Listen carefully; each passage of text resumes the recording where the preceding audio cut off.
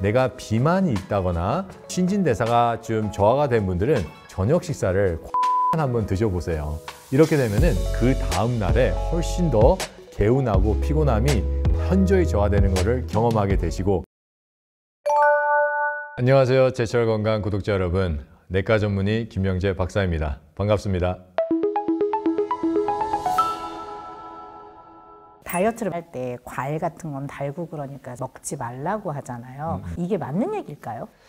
과일을 먹으면 살이 찐다, 이게 아주 일리가 없는 말은 아니에요. 그리고 과일을 많이 섭취하면 살이 찌기도 합니다. 하지만 그거는 정말 과일을 많이 먹는 분들이고, 과일에 있는 비타민과 미네랄 효소는 우리 인체에 들어와서 신진대사를 원활하게 해줍니다. 과일을 정말 배부르게 하루 매번 식사를 하시면 살이 빠지기는 힘듭니다. 왜냐하면 과일은 과당이라는 것이 들어있어요.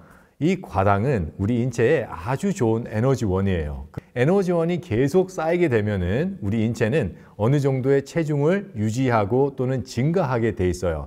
그렇기 때문에 과일을 많이 먹으면 살이 찌지만은 이 과일에 있는 과당은 과일에 있는 물 안에서 비타민, 미네랄, 효소와 과당이 같이 존재하는 것을 과일에 있는 과당이라고 얘기를 하거든요.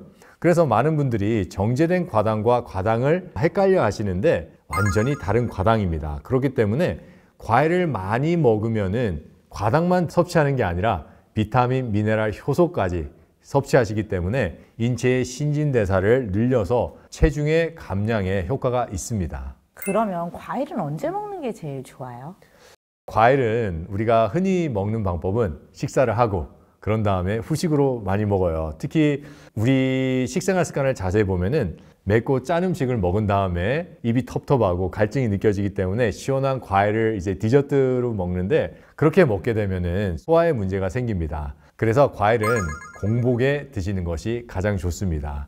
우리 위에서 모든 음식물이 섞이고 그 음식물이 배출이 되는 기준은 얼마나 당분화가 돼서 이 당분이 소장으로 내려가서 소장에서 흡수가 되느냐인데, 과일과 식사를 같이 먹어요. 그러면은 소화가 덜 된 상태에서 당분화가 이루어지기 때문에 유문이 열리고 음식물이 덜 소화된 상태로 소장으로 배출이 되기 시작을 합니다. 이때부터 소화 기능에 여러 가지 피해를 입히게 되는데, 그래서 후식으로 드시는 것은 안 좋은 습관입니다. 과일을 드실 때는 채소와 곡식과 섞이지 않게 공복에 드시고요. 그런데 공복에 먹더라도 과일이 소화되는 시간이 있을 거 아니에요. 이 소화되는 시간은 과일의 양에 따라서 살짝 달라집니다. 내가 식사 시간 전에 사과를 반쪽을 먹는다, 그러면 그렇게 드시고 30분 후에 식사를 하셔도 상관이 없어요. 그런데 내가 식사 전에 과일을 사과 2개를 먹는다, 그러면은 아무리 과일일지라도 2시간 정도의 공복 시간을 드시고 다른 음식을 드시는 게 좋습니다. 그런데 우리가 이러한 걱정 없이 가장 좋은 과일 섭취법은 저녁 식사를 과일식으로 한번 대처해 보세요. 그러면은 저녁에 과일을 아주 풍부하게 먹고도 이러한 식사 시간이나 공복 시간에 구애 없이 먹을 수 있는 아주 좋은 습관인데, 다만 이렇게 과일을 드실 때 유의해야 될 점은 신과일과 단과일을 섞지 않는 것입니다. 신과일과 단과일도 이 소화에 문제를 일으킬 수 있기 때문에 같이 섞지 않는 것인데, 신과일은 신맛과 단맛이 공존하는 것, 단과일은 단맛만 있는 게 단과일입니다. 아까 삼식하지 말라고 하셨거든요. 과식, 폭식, 간식. 근데 간식이라는 녀석은 참 끊기가 어려워요. 그래도 한 번은 먹어야 되겠다라고 하면 혹시 권장해 주실 만한 간식이 있을까요? 이 간식이 나쁜 이유는 우리 위와 간이 쉬질 못해서 소화기에 계속적으로 부담을 주기 때문에 간식이 나쁜 건데, 많은 분들이 이 간식을 끊기 힘들어 하세요. 그렇다면은 좋은 간식이 있습니다. 위와 간에도 부담이 안 되는 간식인데, 그게 바로 생즙입니다. 특히 생과일 주스인데, 우리가 출출하다는 것은 에너지가 살짝 부족해지기 시작했다라고 생각을 하시면 되는데, 이때 위와 간에 전혀 부담을 주지 않고 우리 인체에 이롭게 할 수 있는 게 바로 생주스인데, 바로 과일 주스예요. 그래서 우리가 보통 간식이 당기기 시작하는 시간대가 식후 한 2시간 후입니다. 이때 생사과즙이나 생포도주스나 이런 것들을 드시면은 맛도 좋고요. 그리고 인체에 에너지도 풍부하게 보충해 줄 수 있기 때문에 좋은 간식입니다. 오늘 말씀을 듣다 보니 생으로 먹는 것, 살아있는 걸 먹으라고 해주셨는데 혹시 나물이나 이런 것들에는 살아있는 게 없나요? 나물은 어떻게 보면 약간 약초과예요. 그렇기 때문에 비타민이나 미네랄이나 효소가 채소보다 더 많은 것들이 있어요. 나물은 아주 건강식품으로 알려져 있는데, 그런데 이 산나물에는 약간의 독소가 있어요. 그래서 우리가 산나물을 먹을 때는 꼭 살짝 데쳐서 먹거나 아니면 쪄서 먹거나 하잖아요. 그게 독소를 중화시키기 위해서인데, 이거 한번 생각을 해봐요. 비타민과 미네랄과 효소가 야채보다 많다. 하지만 독소가 있기 때문에 데쳐 먹는다. 그렇다면은 채소나 과일보다 칼슘이나 마그네슘이 훨씬 더 많다는 건데, 이거를 데쳐 먹기 시작하면은 그 안에 있는 이 좋은 미네랄들이 변형이 되기 시작을 해요. 우리가 가열을 한다는 것은 불을 가한다는 소리예요. 그렇죠? 불을 가하면은 연소 반응이라는 것이 일어납니다. 이 연소 반응은 그 안에 있는 영양이 산소와 결합을 해야지 일어나는 반응이거든요. 그러면은 그 안에 있는 칼슘이나 마그네슘이 산소와 결합을 한다는 거고, 이렇게 되면은 산화칼슘이 됩니다. 그러면은 요즘에 나오는 연구를 보면은 비타민 정제나 칼슘 정제에 있는 이 산화칼슘이 혈관을 막는다. 그래서 칼슘 정제나 비타민 D 정제를 먹으면은 우리 혈관에 석회를 끼게 만들고 우리 인체 곳곳에 석회를 끼게 만든다는 연구들이 계속 쏟아지고 있어요. 그렇다면은 이 산화칼슘이 있는 정제나 비타민을 먹어서 혈관이 막히는 것과 나물을 삶아 먹어서 만들어지는 산화칼슘이 혈관을 막히게 하는 것은 동일한 작용을 우리 인체에서 할 수 있다는 겁니다. 그래서 우리가 이거를 한번 자세히 생각을 해보면은 나물이 비록 건강 음식으로 알려져 있지만은 독소가 있기 때문에 꼭 삶아야 되는 음식이에요. 그렇다면은 그게 우리 인체에 들어와서 이익보다는 해가 더 많을 수가 있습니다. 그럼 대사 저하가 체중 증가 외에 신체에 다른 영향을 주는 것들이 있을까요? 대사 저하는 비만이나 체중이 느는 것 외에도 우리 인체의 모든 것에 다 영향을 줍니다. 대사 중에서는 해독 대사도 있는데, 해독 대사가 원활하게 일어나지 않으면은 점점 혈액은 산독화되고, 산독화된 혈액은 백혈구를 약화시켜서 면역력을 저하시키고, 그러면은 일어나는 것들이 알러지 반응이에요. 우리가 알러지라고 하면은 흔히 생각하는 것이 재채기가 나고 몸이 간지럽고 몸이 붓는 거를 생각하는데, 그런 것뿐만 아니라 눈에 알러지가 일어나서 염증 반응이 일어나는 것을 우리가 충혈이라고 부르고요. 그리고 우리 흔히 얘기하는 다크서클 있잖아요. 이것도 알러지입니다. 알러지 때문에 우리 혈관이 약해져서 죽은 피가 정맥에 쌓이면서 여기가 검해지는 것이 다크서클이고요. 그리고 흔히 우리가 알고 있는 비염, 그것도 알러지고요. 만성 기침인 비후루라고 하죠. 그것도 알러지입니다. 또 흔히 우리 공부 열심히 하는 친구들, 코피가 많이 나는 게 공부를 열심히 해서 몸이 가로해서라고 생각을 하는데, 알러지 때문에 모세혈관이 약해져서 조금만 환경이 바뀌어도 코피가 자주 나는 것 또한 알러지입니다.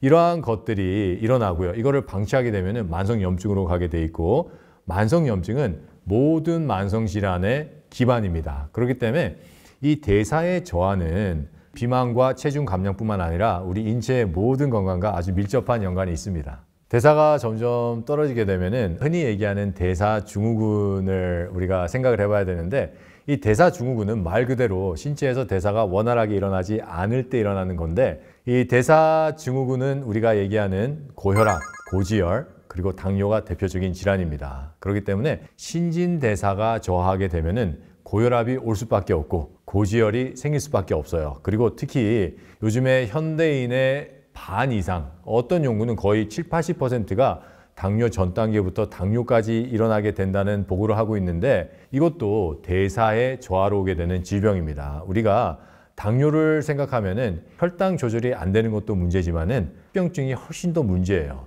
당뇨 합병증은 우리 눈부터 신장, 심장, 뇌졸중, 치매, 파킨슨 같이 심각한 합병증들을 일으키게 되는데, 이러한 모든 질병이 대사의 저하로 오고, 이 대사의 저하는 살아있는 비타민, 미네랄, 효소의 결핍으로부터 옵니다. 대사를 좋게 하는 생활 습관이 있을까요? 대사를 원활하게 하기 위해서 꼭 지켜야 되는 식습관은 혈액순환이 잘 되도록 하는 식습관입니다. 혈액순환이 잘 돼야지 간 기능이 회복이 되고, 간 기능이 좋아서 효소를 많이 만들어야지 신진대사가 좋아지는데, 그렇다면 혈액순환이 잘 되기 위해서는 우리 혈액의 이 컴포지션을 한번 생각을 해봐야 되는데, 혈액은 적혈구가 있고요, 백혈구가 있고, 그리고 혈소판이 있고 혈장이 있어요. 이 혈장이라는 것은 혈액 안에 있는 물을 얘기하는 건데 보통 한 60~70%가 이 혈장으로 돼 있습니다. 이 혈장의 가장 큰 구성 성분은 물이에요. 그렇기 때문에 우리 인체가 물을 충분히 마셔줘야지 혈장이 아주 좋은 농도를 유지하게 되고 좋은 농도의 혈장이어야지 혈액순환이 원활하게 됩니다. 그래서 여러분 하루에 8잔의 물을 먹어라 라는 말 들어보셨죠? 이게 과학적인 근거가 있는 말입니다. 여러 연구 결과에 의하면 성인 남성은 적어도 하루에 3리터, 성인 여성은 2리터 정도의 물을 먹어줘야 된다고 얘기를 하는데 하지만 이 연구는 음식에 있는 수분까지 같이 생각한 연구이기 때문에 물만 따로 생각하면 8잔, 즉 300cc의 컵을 하루에 8잔 정도 먹어주는 것은 꼭 필요한 생활 습관입니다. 그리고 또 다른 생활 습관은 바로 운동이에요. 여러 현대의학의 연구 자료들을 살펴보면 운동을 하지 않는 것은 당뇨와 고혈압을 치료하지 않고 방치하는 것과 똑같다. 그리고 앉아서 일하는 것도 하나의 질병이다라는 말까지 나오는데 그만큼 우리의 인체는 원래 활동하게끔 만들어져 있어요. 그런데 활동을 하지 않음으로 인해서 생기는 질병들이 상당히 많으면은 이거를 다시 고치기 위해서는 우리가 운동을 해줘야 된다는 거예요. 그렇다면은 운동을 언제 하면 좋냐? 특히 비만이 계신 분들은 공복 상태에서 운동하는 것을 추천합니다. 왜냐하면은 우리 인체가 가장 지방을 많이 태울 수 있을 때는 바로 공복 상태인데 이때 유의하셔야 될 점은 에너지가 부족하지 않게 공복에 운동하는 것입니다. 많은 분들이 공복 운동을 할 때 범하는 실수가 에너지를 공급하지 않고 그냥 공복에 운동을 하시는 거예요. 그러면은 우리 인체는 몸 안에 있는 단백질을 태우게 됩니다. 단백질을 태우면은 근육까지 손실이 되게 돼 있고 근육이 손실이 되면은 기초 대사량이 점점 떨어져서 우리 인체의 세포들의 대사가 늦어질 수밖에 없어요. 그래서 공복 때 운동을 할 때 가장 좋은 에너지 공급 방법은 바로 생과일 주스입니다. 생과일 주스를 충분히 섭취해주면은 우리 인체는 에너지가 부족해지지 않아요. 그리고 그 생과일에 있는 비타민, 미네랄 효소가 인체에서 지방을 태우는 역할을 계속하게 됩니다. 그래서 저 같은 경우는 어떤 식으로 운동을 하냐면은 공복 운동을 하기 전에 생과일 주스를 충분히 먹습니다. 저는 오랫동안 생과일 주스를 먹어왔기 때문에 제 소화 기능이 생과일 주스를 많이 먹어도 감당하게끔 돼 있기 때문에 운동을 하기 전에 800cc에서 1리터 정도의 생과일 주스를 섭취하고 50분에서 1시간 정도의 유산소 운동을 합니다. 이렇게 되면은 신진대사가 원활하게 되고 또 체중 감량에도 아주 뛰어난 효과를 가지게 됩니다. 박사님과 많은 얘기를 나누다 보니까 채소 과일에 대해서 굉장히 진심인 것 같은데 혹시 이렇게 되신 이유가 있을까요? 채소와 과일의 중요성을 저는 개인적으로 많이 경험을 했습니다. 저희 선대에서 이제 질병들이 있으셨어요. 간이 아주 심각하게 안 좋으셨고 또 다른 분은 심장이 아주 심각하게 안 좋으셨는데 두 분 다 생채소와 생과일을 섭취하신 다음에 질병에서 회복이 되셨어요. 그렇기 때문에 계속해서 연구를 통해서 다른 분들에게 도움이 되고자 선대에서부터 해오던 것입니다. 그러다 보니까 저는 이거를 자연스럽게 흡수하게 됐고요. 이 중요성을 또 제가 직접적으로 경험을 하다 보니까 이 채소와 과일에 대해서 점점 더 알려야 되겠다. 그렇게 해서 이 일을 시작하게 됐습니다. 이렇게 말씀을 들으니 박사님의 일상이 되게 궁금한데요. 하루 일과에 대해서 조금 설명해 주실 수 있으세요? 저는 아침에 일어나자마자 맨 처음 하는 것이 이제 신과일 주스를 먹는 건데 자몽, 레몬, 오렌지, 사과 주스입니다. 오렌지와 사과는 같이 즙을 내서 먹고 이러면 맛이 되게 좋아요. 좋은 에너지원이 되고 자몽과 레몬을 같이 즙을 내서 먹기도 하고요. 또 레몬을 따로 먹기도 합니다. 그래서 이 즙을 저는 800cc에서 한 1리터 정도 먹은 다음에 이제 운동을 하러 가요. 운동을 하러 가는데 제가 요즘 즐기는 운동은 이제 달리기입니다. 왜 그러냐면은 달리기만큼 우리의 소화기를 회복시키고 좋은 체중을 유지해주는 운동은 없는데 제가 요즘에 솔직히 체중을 감량을 하고 있어요.